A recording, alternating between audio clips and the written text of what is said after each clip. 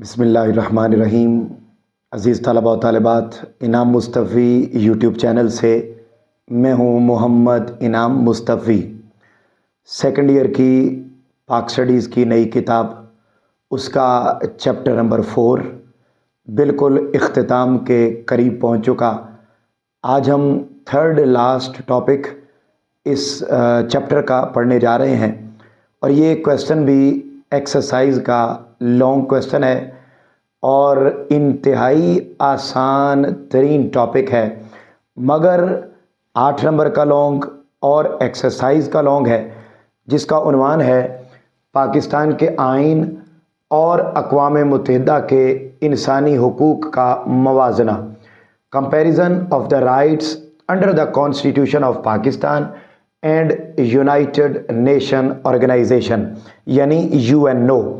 अज़ीज़ तलबा व तालिबात, टॉपिक हम आज ये पढ़ने जा रहे हैं कि पाकिस्तान का जो आइन है 1973 का और UNO ने जो 1948 में इंसानी हुकूक का आलमी मंशूर दिया था, जो हमने अपने लास्ट टॉपिक में हमने बड़ी तफसील के साथ पढ़ा था।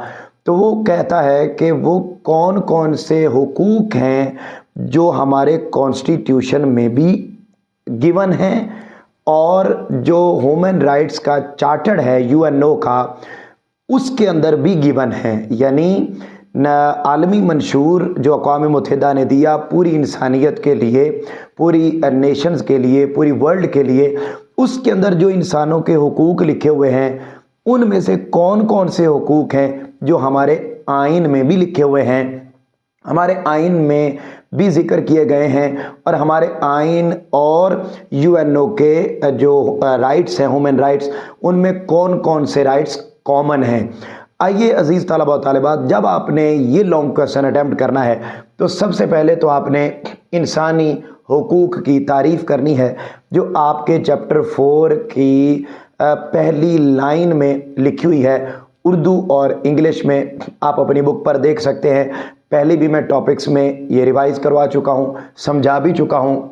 तारीफ़ बड़ी आसान सी कि वो मुतालबात जो शहरी अपनी भलाई के लिए हुकूमत से या आपस में करते हैं और हुकूमत और मुआशरा उन्हें तस्लीम करता है, हुकूक कहलाते हैं। इसी तरह इंग्लिश की बुक में भी चैप्टर नंबर 4 की पहली लाइन के अंदर ये डेफिनेशन लिखी हुई है। आपने इनको इसी तरीके से एज इट इज़ लिखना है। मैं इसकी तफसीलात पहले समझा चुका हूँ, अब हम टू दी पॉइंट आगे बढ़ते हैं। जब आप ये इंसानी हुकूक की तारीफ़ लिख लेंगे, जो कि इस टॉपिक में नहीं लिखी हुई, इस टॉपिक को अटेम्प्ट करते वक्त आपने इजाफी हेडिंग के तौर पर ये डेफिनेशन लिखनी है। उसके बाद आपने एक और चीज़ जो इजाफी लिखनी है, और वो ये है कि आपने UNO का शॉर्ट सा ब्रीफली इंट्रोडक्शन करवाना है कि ये अक़वाम मुत्तहिदा, ये UNO क्या है, जिसके चार्टर्ड का हम कंपैरिजन पाकिस्तान के कॉन्स्टिट्यूशन के ह्यूमन राइट्स के साथ करवाने जा रहे हैं।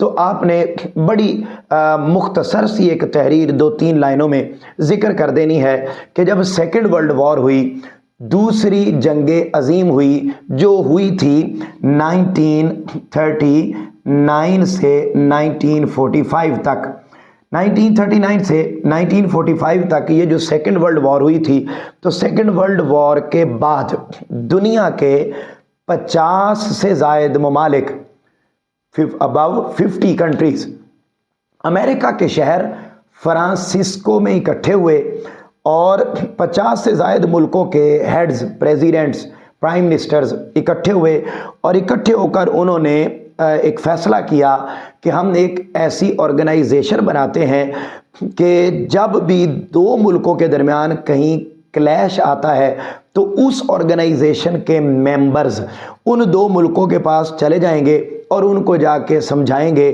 कि आप अपना क्लैश ख़त्म कर दें, प्रॉब्लम्स रिजॉल्व कर दें। तो पूरी दुनिया में पीस को प्रमोट करने के लिए, ह्यूमन राइट्स को प्रोटेक्ट करने के लिए सेकेंड वर्ल्ड वॉर के बाद एक ऑर्गेनाइजेशन बनी जिसका नाम रखा गया UNO यानी अक़वाम मुत्तहिदा, यूनाइटेड नेशन ऑर्गेनाइजेशन। जब ये 90 और ये तंजीम सेकेंड वर्ल्ड वॉर के बाद कब क़याम में अमल में आई, 1945 में अमल में आ गई। जब अमल में आ गई तो फिर इसके मकासद में, जहाँ सिक्योरिटी इसके मकासद में था, वर्ल्ड वाइड सिक्योरिटी, जहाँ वर्ल्ड वाइड पीस प्रमोशन इस ऑर्गेनाइजेशन के ऑब्जेक्टिव में था, वहीं प्रोटेक्शन ऑफ ह्यूमन राइट्स, इंसानी हुकूक का तहफ़्फ़ुज़ भी इस ऑर्गेनाइजेशन के ऑब्जेक्टिव्स में से था, इस ऑर्गेनाइजेशन के मकासद में से था कि हम ये ऑर्गेनाइजेशन क्यों बना रहे हैं। जब ये ऑर्गेनाइजेशन 1945 में बन गई तो अपने उस मेन ऑब्जेक्टिव की तकमील के लिए इन्होंने एक आलमी मंशूर, international manifesto of human rights establish किया। और वो कब इस्टेब्लिश किया, 1948 में इस्टेब्लिश किया, और उसके अंदर पूरी दुनिया में बसने वाले इंसानों के हुकूक लिख दिए गए। आज के लेक्चर में हम यही बात पढ़ने जा रहे हैं कि वो जो ऑर्गेनाइजेशन थी उसने जो ह्यूमन राइट्स बनाए, फाइनल किए, उन ह्यूमन राइट्स में से कितने ह्यूमन राइट्स हैं जो हमारे कॉन्स्टिट्यूशन का भी हिस्सा हैं। तो आइए अजीज तलबा और तालिबात, सबसे पहले हम बुक की हेडिंग्स की तरफ आते हैं, और बुक का जो पहला पॉइंट है उसके ऊपर आप हेडिंग लिखेंगे राइट ऑफ लिविंग, जिंदगी का हक, राइट ऑफ लाइफ, जिंदगी का हक। हमारा जो आलमी मंशूर है 1948 का, अक़वाम मुत्तहिदा का, उसके अंदर भी ये लिखा हुआ है कि किसी इंसान को कत्ल नहीं किया जाएगा, बल्कि जो दुनिया में पैदा हो गया उसको हर सूरत जिंदा रहने का हक है, उसको कत्ल नहीं किया जाएगा। जबकि यही बात हमारे कॉन्स्टिट्यूशन 1973 के अंदर भी वाज़े लफ्ज़ों में लिखी हुई है कि किसी बंदे को भी मारा नहीं जाएगा, उसको ज़िंदगी का मुकम्मल हक दिया जाएगा। नंबर 2, गिरफ्तारी का तरीका, मेथड ऑफ अरेस्ट। गिरफ्तारी का तरीका, अगर किसी से कोई जुर्म सरजद हो गया है, खबर हो गई है पुलिस को, किसी इदारे को, तो अक़वाम मुत्तहिदा के चार्टर में भी ये बात लिखी हुई है कि उसको अरेस्ट करके विद इन 24 आवर्स अदालत में मजिस्ट्रेट के सामने उसको पेश किया जाएगा। उसको 24 आवर्स से ज़्यादा वक्त के लिए उसको पकड़कर किसी जगह पे, नामालूम जगह पर उसको बंद करके नहीं रखा जाएगा, बल्कि आपने किसी को पकड़ लिया है तो 24 आवर्स के अंदर अंदर आप हर सूरत उस बंदे को अदालत में पेश करेंगे। जबकि गिरफ्तारी का यही तरीका पाकिस्तान के कॉन्स्टिट्यूशन 1973 के अंदर भी लिखा हुआ है। थर्ड पॉइंट पर आप आ जाएंगे, वहाँ हेडिंग लिखेंगे कानून की नज़र में बराबरी, इक्वालिटी या equivalence in the I of law. कानून की नजर में सब बराबर। किसी भी बंदे का किसी भी रंग से ताल्लुक है, नस्ल से ताल्लुक है, किसी बड़ी बरादरी से ताल्लुक है, कोई गरीब है, कोई अमीर है, कोई गोरा है, कोई काला है, कोई चौधरी है, MN है, MP है, या कोई चपड़ासी है, कोई खाकरोब है, कोई आम गरीब आदमी, सब के सब लोग आइन की नज़र में बराबर होंगे।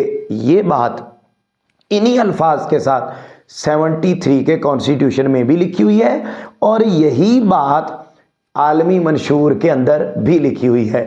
तो अभी तक हमने ये जो बातें हम पढ़ रहे हैं, ये बातें ही हम वो पढ़ रहे हैं कि कौन कौन सी बातें हैं जो आलमी मंशूर में भी सेम और हमारे कॉन्स्टिट्यूशन के अंदर भी सेम है।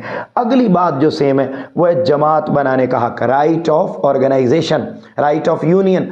हर बंदे को ये राइट है कि वो मजहबी, सियासी या समाजी या मुआशरती या फलाही यानी political, religious, social, cultural, welfare, किसी भी टाइप की कोई ऑर्गेनाइजेशन बनाना चाहे तो हर बंदे को ऑर्गेनाइजेशन बनाने का, जमात बनाने का, पार्टी बनाने का मुकम्मल हक हासिल है। ये बात इन्हीं अल्फाज के साथ आलमी मंशूर में भी लिखी हुई है और 73 के कॉन्स्टिट्यूशन में भी लिखी हुई है। अगली बात है तिजारत और कारोबार का हक। कोई शख्स किसी किस्म का बिजनेस करना चाहे, कोई कारोबार करना चाहे, जिस किस्म की वो अपनी मुलाजमत या पेशा इख्तियार करना चाहे तो उस पर कोई रिस्ट्रिक्शन नहीं है, कोई पाबंदी नहीं। ये बात एज इट इज़ आलमी मंशूर में भी लिखी है, अक़वाम मुत्तहिदा में भी लिखी हुई है, उसके चार्टर्ड में भी, और इसी तरीके से 73 के कॉन्स्टिट्यूशन में भी लिखी है। अगला पॉइंट है जायदाद का हक, राइट ऑफ प्रॉपर्टी। किसी भी बंदे को जितनी मर्जी जायदाद बनाने और उसको रखने का मुकम्मल हक है, जायज़ और हलाल तरीक़ों के साथ। किसी की जायदाद पे कब्ज़ा करके अपनी कॉलोनियाँ बनाने का कोई राइट नहीं है, मगर ये बात लिखी हुई है कि अपनी मेहनत के बलबूते पर जायदाद प्रॉपर्टी बनाने का मुकम्मल हक है। ये बात 73 में भी और आलमी मंशूर में भी सेम है। अगला पॉइंट है ज़ुबान और सकाफ़त का हक, right of language and culture. किसी भी किस्म का कल्चर अडॉप्ट करने, खा उसका ताल्लुक किसी भी मुल्क से, किसी भी गांव, किसी भी शहर, किसी भी बस्ती से है, तो वो जहां मर्जी रहता है, वो जिस किस्म का कल्चर अडॉप्ट करना चाहे, जैसी वो ज़ुबान बोलना चाहे, उर्दू बोलना चाहता है उर्दू बोले, पर्शियन है, अरेबिक है, इंग्लिश है, संस्कृत है, चाइनी है, जर्मन है, अलग अलग दुनिया के अंदर जितनी ज़ुबानें बोली जाती, कोई ज़ुबान बोलना चाहे और अपनी ज़ुबान की तरवीज करना चाहे, उसको प्रीवेल करना चाहे, अपने कल्चर को प्रमोट करना चाहे, किसी किस्म की कोई रिस्ट्रिक्शन नहीं होगी। ये बात सेम जो अक़वाम मुत्तहिदा का मंशूर है उसमें भी गिवन है और 73 के कॉन्स्टिट्यूशन में भी लिखी हुई है। आसान तरीन टॉपिक है आज का।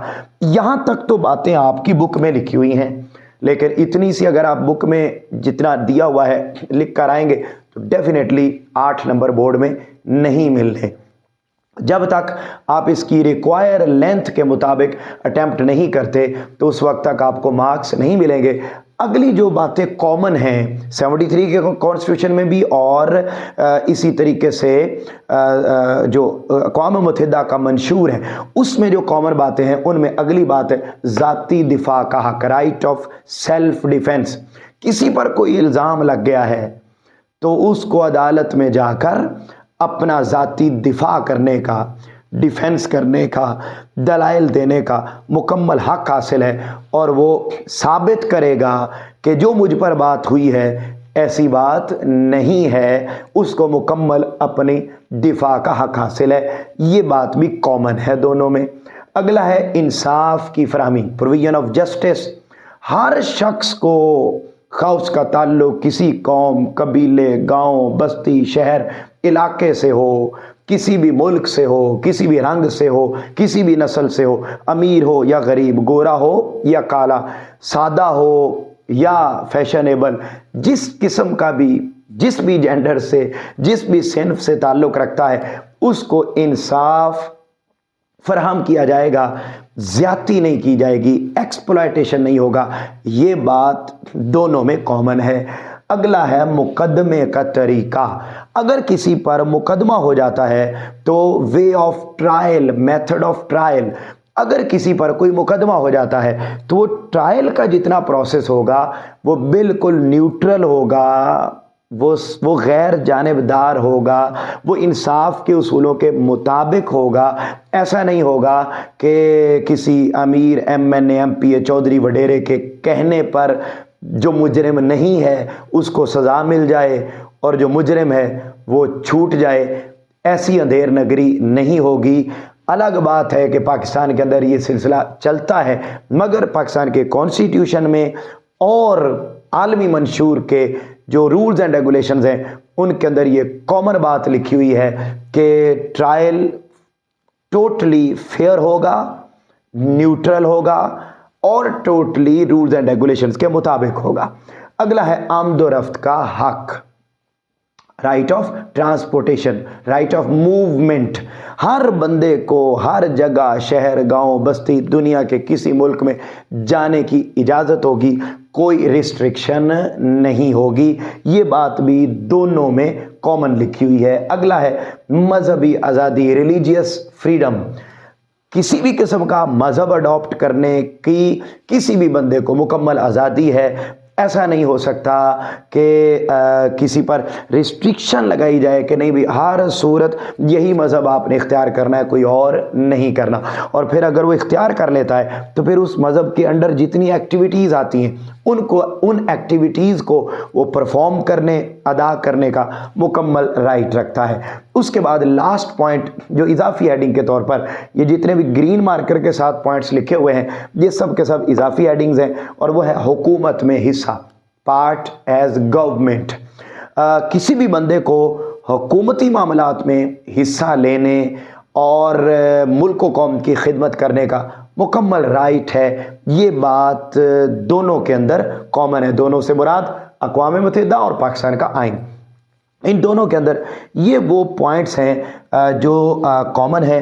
آپ نے انہی ہیڈنگز کے ساتھ سب سے پہلے حقوق کی تعریف، اقوام متحدہ کا مختصر سا تعارف، اس کے بعد بک والے پوائنٹس کے بعد یہ اضافی ہیڈنگز، اور اینڈ پر آپ نے خلاصہ کلام لکھنا ہے کہ حقوق جو ہیں وہ بہر صورت کسی بھی قوم اور علاقے میں بسنے والے لوگوں کا بنیادی حق ہیں، کیونکہ جیسے ہی انسان پیدا ہوتا ہے وہ سارے حقوق کا مالک بن جاتا ہے۔ جب مالک بن جاتا ہے تو وہ خواہ دنیا کے کسی بھی خطے کونے میں رہے، تو جہاں UNO کے چارٹرڈ میں انسانوں کو حقوق فراہم کیے گئے ہیں، وہیں پاکستان کے اندر رہنے والے لوگوں کو بھی تمام طریقے کے حقوق دیے گئے ہیں۔ اس میں اگر آپ ایک پوائنٹ اور ایڈ کرنا بھی چاہیں تو وہ بنیادی سہولیات کی فراہمی ہے، پروویژن آف بیسک فیسلٹیز۔ یہ بھی بات جو چارٹرڈ ہے UNO کا اس کے اندر بھی لکھی ہوئی ہیں۔ کسی بھی سوسائٹی کے اندر جتنی رائٹس اور فیسلٹیز موجود ہیں، فیسلٹیز کسی بھی ایریا میں جتنی موجود ہیں وہ ساروں کو اویل کر سکتا ہے۔ یہ بات ہمارے کانسٹیٹیوشن کے آرٹیکل 38 میں لکھی ہوئی ہیں، اور UNO کا جو چارٹرڈ ہے اس کے اندر بھی یہ لکھی ہوئی ہیں۔ یہ آپ خلاصہ کلام سے پہلے ایک ہیڈنگ اور اس کے اندر مینشن کر سکتے ہیں۔ تو یہ عزیز طلباء و طالبات پورا لانگ کویسچن تھا، آسان سا ہے۔ مجھے امید ہے آپ کو یہ بھی سمجھ میں آ گیا ہوگا۔ آپ سے ملاقات ہوگی انشاءاللہ اگلے لیکچر میں۔ تب تک اپنے گھر والوں کا بہت زیادہ خیال رکھیے گا۔ اللہ حافظ۔